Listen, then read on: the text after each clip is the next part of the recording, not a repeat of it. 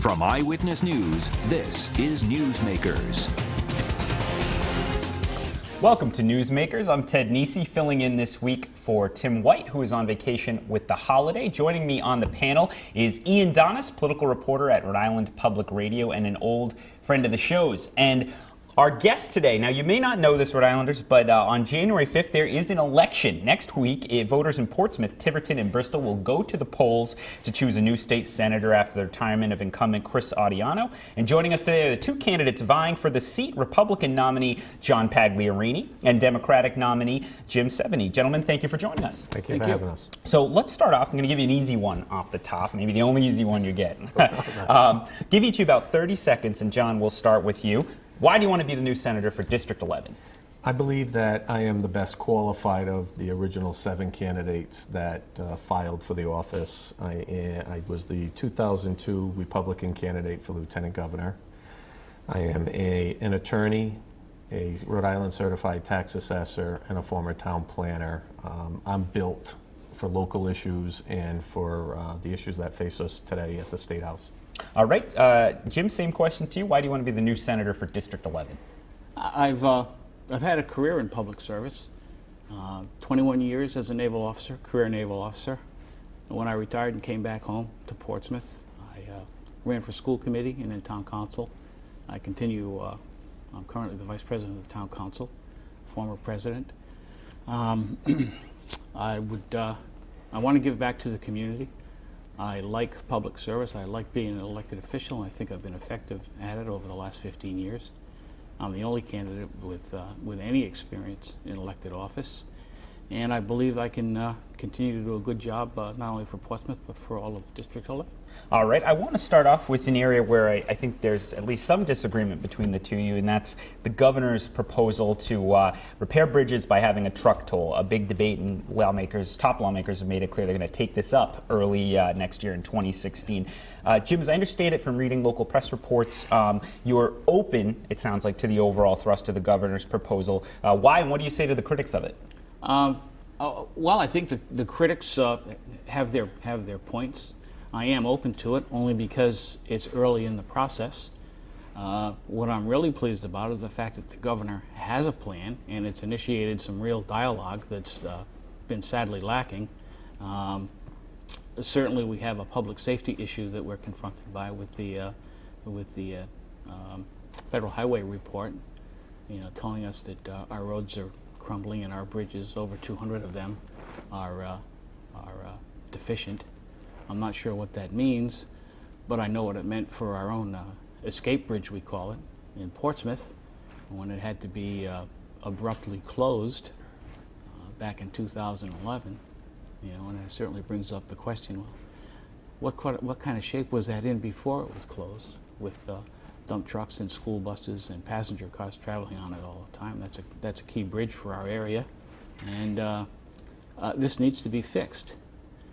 I'm opposed to tolls, generally speaking. I was one of the leading voices in opposition of the Secana Bridge toll. Jim, to put a finer point on it, what would you need to support tolls? What would you need to be convinced of or to hear in terms of the outlook? Well, for starters, where are the gantries going to go? I'm waiting to hear about that. Secondly, if there's any gantry anywhere in the East Bay area, certainly, anything approaching either of our northerly bridges, the Mount Hope or the Secana River Bridge, I will vote against that. John, you've been very critical of the governor's proposal. We've had mostly Republican governors for the last 30 years, for more than 20 the last 30 years. Do Republicans bear responsibility for not having focused attention on the state's crumbling bridges? I think that there's a lot of responsibility that needs to be go around the table, we'll call it. But obviously the governor has the bully pulpit, but it's the General Assembly that's been controlled by the Democrats since World War II that passed the budget. So I think a lot of it falls at the feet of the Democrats. But the toll issue is ground zero in District 11. I mean, we have, the fight with the Secana River Bridge, and if there's any message that resonates in the towns, the 3 towns, it's the 2 words, no tolls. And I've looked at the governor's plan and I do not support it. As an attorney, I'd be chomping at the bit to represent the truckers because they're going to file in federal court. And it's going to go through the court process and the appeal process. And the issue there is you can't treat interstate commerce vehicles differently than local vehicles. And that's what's known as the Dormant Commerce Clause. And that's exactly what the governor's plan does. And if you start getting into the details of it and then you read about the Dormant Commerce Clause, we're going to violate it. And there's only two things that happen. Either the tolls get stricken and yet we're stuck with the revenue bonds, or secondly, every vehicle in the state's going to be tolled. The governor's obviously pushback has been well, we've got to do something. We have a lot of bridges that need repair. She thinks this toll proposal would provide the revenue. What would you do instead, or do you not think the bridge repair is necessary? Oh, without question, you just have to drive down any road and you understand that there's needs. If you look at the state DOT map, none of the deficient bridges are in District 11. They're close, but I do not believe there's any in District 11. I support the Rhode Island Truckers Plan, the increase on the diesel tax, the refinancing of the Garvey plan, and then I'd like to bring in a little bit of the Republican plan, which is we need to cut the budget. And we need to start paying as you go out of those funds that we pull out of the budget. But I think tolls is anti-business, it's bad business, and it's going to work against the state. You hear that, Jim? Any response to that? Anti-business work against the state? Yeah, a lot of sound bites, no tolls, hey, that works great. And it certainly works great in our community because it is a hot button issue. At this point, I'm against any tolls because there's no real detail behind the truckers' plan yet. They've thrown out some numbers, they've thrown out traffic volume. Well, that needs to be scrutinized through the hearing process at the General Assembly. You're against it now, but you could see yourself voting for it. It depends on where the numbers, where the best numbers come from, because we can't lose sight of the fact that the roads have to be fixed. It's a public safety issue, and shame on us if somebody gets hurt on those roads. If I may, that's one of the things I don't understand about Jim's position is that if you listen to him and you read his position, it's okay if there's tolls in West Warwick or Woonsocket, but just not in his backyard. And that just, when you're a state senator, you share the wealth and you share the pain. And I'm against tolls. Tolls is bad for the state of Rhode Island, period. And I mean that for somebody who is in Woonsocket, West Greenwich, or anywhere else. It's just not the way to do it. We're going to end up in litigation, and it's going to cost the state, and it's going to cost us, the taxpayers, because of the bonds. We're going to end up getting stuck with those bonds a la 38 Studios. Jim, I'll let you respond briefly, and then we'll move on to a new topic. Okay, we're an island community. Portsmouth is closely tied to Bristol and Tiverton, and we're an island community with two northerly bridges that are not tolled. If you put tolls anywhere in the East Bay area, you're going to choke off all of District 11. Am I interested in tolls elsewhere? I don't know. The data will drive that decision through the General Assembly hearing process. But anywhere in East Bay, no, it'll choke our economy, it'll kill us. All right, Ian? With the resignation of the former District 11 Senator Christopher Odiano, there are only 4 Republicans in the 38-member Senate right now. Jim, does the Rhode Island Senate really need another Democrat when there are so few Republicans? These elections are case by case, as I understand. So what can I tell you other than the Republicans need to do a better job with their message? And you can say what you want about the history of the Democratic Party and their control of the General Assembly and how that's shaken out for the state. I'm running as a Democrat, but I'm also my own person. And I believe I'm in the best position to do the best job from an experience standpoint. I have been elected official. That's very different from running for office. I've been a member of the business community for 18 years in the defense business, which is one of our key industries. Let me put the flip side of the question to John. John, would a Democrat from District 11 perhaps have a better relationship with the Democratic leadership in the Senate and perhaps better able to advocate for the constituents of District 11? Well, I look at it and say, we don't need somebody who's just going to vote with leadership. District 11 voted for the last 3 elections to send a Republican to the Senate. we need another Republican in that seat because we do not need somebody who's just going to approve or vote with leadership. I mean, District 11, I think, is smart enough to understand that we don't support Providence's sanctuary city policies. And all the liberal progressive policies that are being adopted by the Democrats in the state. And our funds from Portsmouth are subsidizing that. That's why we're losing money in the state aid to education formula, because we need a voice that's going to challenge leadership. And that's what I feel I bring.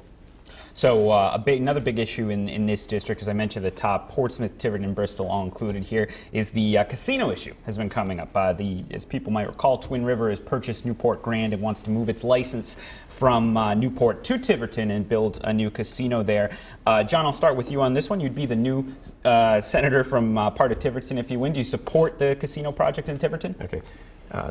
The casino actually is not cited in District 11. It's in another portion of Tiverton. As a Tiverton voter, I would vote yes for the casino. As a state senator, yes, I would put it on the ballot and allow everybody statewide to vote on it. We need to protect that revenue. We don't want it to leave the state of Rhode Island. We've become dependent on it. Jim? Yes, I'm in favor of it. I mean, the state is wedded to gambling. We need that revenue. I supported what the Tiverton Town Council did to put it on a local referendum, and I would certainly, as the senator, vote for it to go statewide as well. I'm curious. It's interesting. We both support it, and we've seen casinos get a lot of local opposition at times with this. So I'll stick with you for a sec on this, Jim. Why do you think has it just not been that controversial in Tiverton? Why do you think that is? No, it hasn't been that controversial. I mean, it is somewhat of a hot button issue with people, but the process has unfolded. The Tiverton Town Council has deliberated the issue in front of the citizens. They've decided to put that on local referendum, let the people vote on it, and that's democracy. That's John. Anything you're hearing on the doorstep about it? I think that Twin Rivers has done a great job locally. What they've done, a lot of small charrettes. They'll come into your neighborhood and sit down and discuss it with people, and they have had a lot of meetings with the town council. But I think, from my perspective, I look at it, and years ago lived in West Warwick when Harris was the flashpoint. So I understand exactly what your question is. Completely different now, and I think it's about the location. I mean, it's 450 feet away from Fall River, the exit, and that's really the greatest burden is the traffic. And most Tivertonians would feel as though it's in a good location, and I think when you look at the revenue that's offered, it makes sense. All right, we're going to take a break. When we come back on Newsmakers, we're going to continue our conversation with the two candidates vying for the Senate seat in District 11. Stick with us on Newsmakers.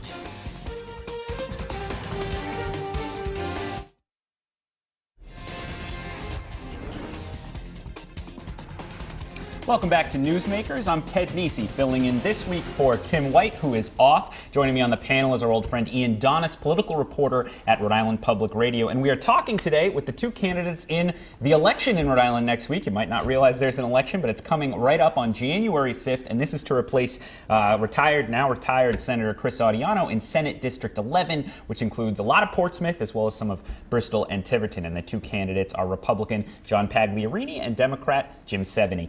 Gentlemen, we're going to go to a question from Ian Donis. One of the most important responsibilities of the Rhode Island Senate is confirming the governor's judicial nominations. So 2 quick questions about that. Back in 2012, Judiciary Committee Chairman Michael McCaffrey praised the tradition of former lawmakers becoming judges. Jim, do you agree that it's a good thing that so many former lawmakers and legislative staffers have become magistrates and judges? Yes. But I'll qualify that with there's got to be some time frame that comes between being a General Assembly member. Well, there is a revolving door law that calls for a 1-year separation. Right. Do you think it should be longer than that? Yes, I do. How long? I don't know. 2 years, 5 years. But I do think that the General Assembly experience is good experience to bring forward to the judiciary. John, is your rival correct that legislative experience is a good skill for future judges? No. Why not?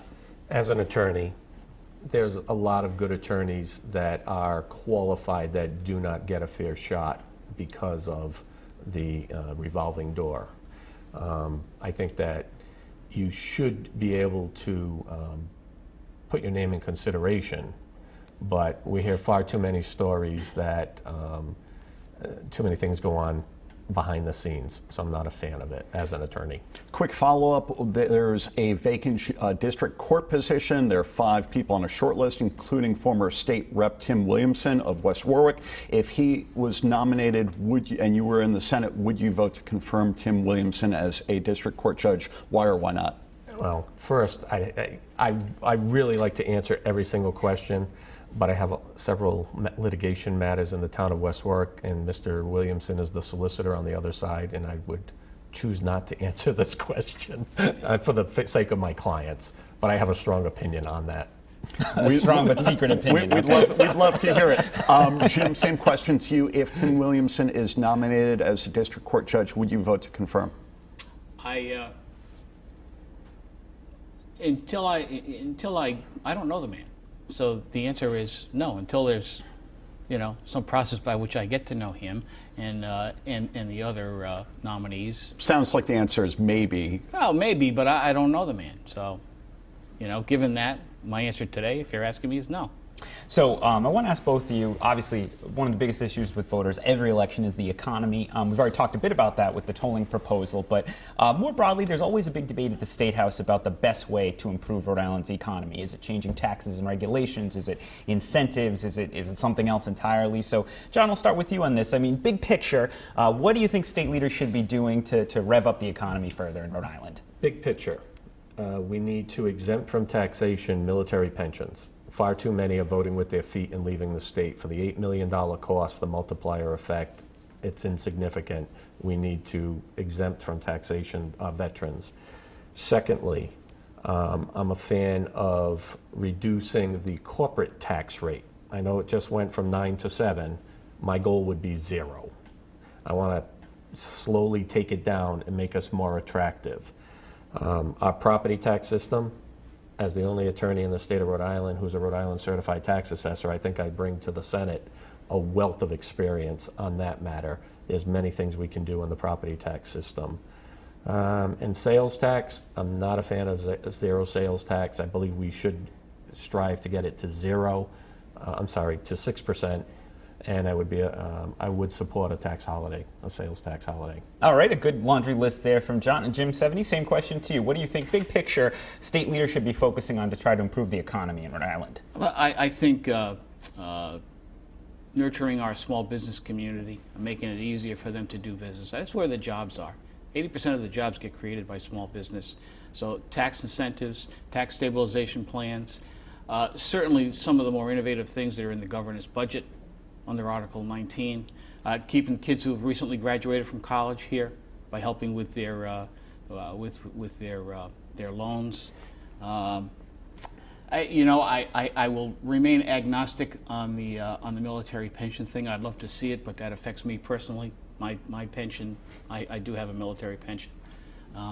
Would that keep me from voting for it? No, probably not. But but there's other things to look at there too. I don't believe that business taxes could or should be brought to 0. I mean, right now our business tax base is something on the order of $130 to $140 million a year. I'd certainly want to see the details on how that hole gets filled in if we reduced it. How about the rest of the tax structure in Rhode Island? Since John brought up a number of tax changes, do you think it's generally in the right place right now? Do you want to see it lowered in any area particularly? Well, we talked about the income tax on pensions. I'd like to see some of that spread to our seniors, because there's also a wealth of experience in our senior citizens who are leaving the state because their Social Security is being taxed. Something along those lines. Property taxes. We're always working on property taxes, and it's a constant battle between the community culture and how you balance that against growth, certainly in Portsmouth, Bristol, and Tiverton. If we could get a better balance in the tax base, more commercial, and less reliance on residential, that would help. And John, you can imagine, you kind of heard it there, the criticism of bringing the corporate tax all the way to zero. People say, well, I don't want businesses to get a zero tax rate when I'm still paying, whether it's 6% for sales or income tax. What do you say to that critique? Well, again, I said my goal would be to get it to zero. And yes, you do need to replace the lost revenue there. And to me, it could be a 10-year plan to get it down to zero. However, you got to step back and say, we're not just rewarding business and they're investing, and we want to attract new business in. One of the biggest differences that Jim and I have on the local level is I don't believe that town councils and city councils should have the right to do stabilization agreements. Because what it does is it unfairly treats a new business that moves in, and the older businesses that have been good corporate citizens get nothing from it.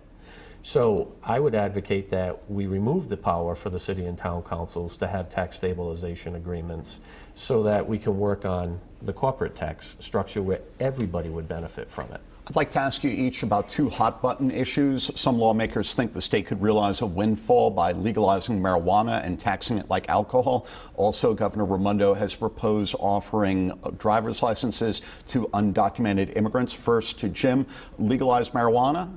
No. Why not? It's a contributor to the problems that our youth face. Anyway, it's one more avenue for abuse. I mean, if the state really wants to do something constructive, let's start doing a better job funding all of the prevention coalitions around the state. And how about driver's licenses for undocumented immigrants? I'm a law and order guy.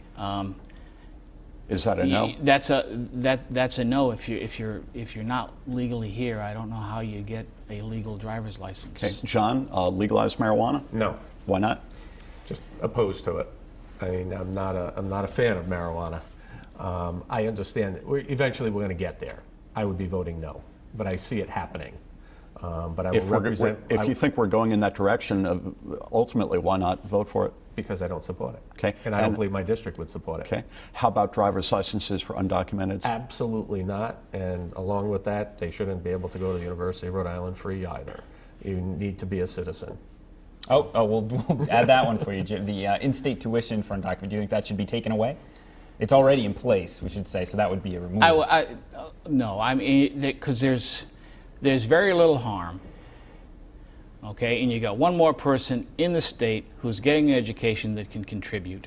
Now, the legal issues aside, those have to be sorted out. There has to be some sort of a path to making these folks legal citizens. I don't know what that path is. In fact, I don't think anybody does at this point. However, the opportunity to educate somebody who can contribute to our local economy is in our best interests. The Senate has historically blocked measures that would pass a constitutional amendment. This is the Ethics Commission, restoring the Ethics Commission's ability to police lawmakers' official actions. People might remember this was the Irons decision that got a lot of attention a few years ago. I'll start with you on this one. John, do you support a constitution? There are Republicans who oppose this as well, but do you support or oppose an amendment that would restore the Ethics Commission's power over lawmakers? It should be restored. I would support it. You would? I would. Why? Because I think not only do we need to raise the bar ethically, but also the appearance of impropriety in this state is something that needs to be addressed. And I think the Ethics Commission does a fine job, and I would support it. And it's from a candidate and a former appointee of several administrations, it can keep you out of trouble. I mean, I think it raises your level of your game. And if you know what the rules are, you'll stay within them. Yeah, we all could use an ethics commission, keep us out of trouble. Jim, same question to you. What do you think of that constitutional amendment idea? I think it should be restored. I mean, on several levels. Since I was 22 years old, I've been taught leaders don't get a bye. You don't get something that puts you above or in front of the people you lead. And plus, I think it's very clear in our Constitution as it is now that that applies to everybody. Everybody.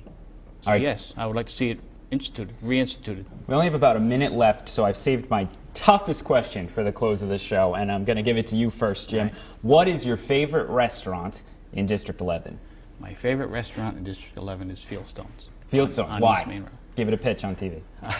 They have they have this hamburger. It's called a ciabatta burger. Okay. Okay, and it's first of all that their hamburgers are very nice in their own right, but they put a chunk of mozzarella cheese about that thick on top of it with tomatoes and balsamic vinegar, and it's great. All right, Highly that's recommend it. vote number one. And then same question to you, John. Your Well, favorite restaurant in There District are 11? so many good ones.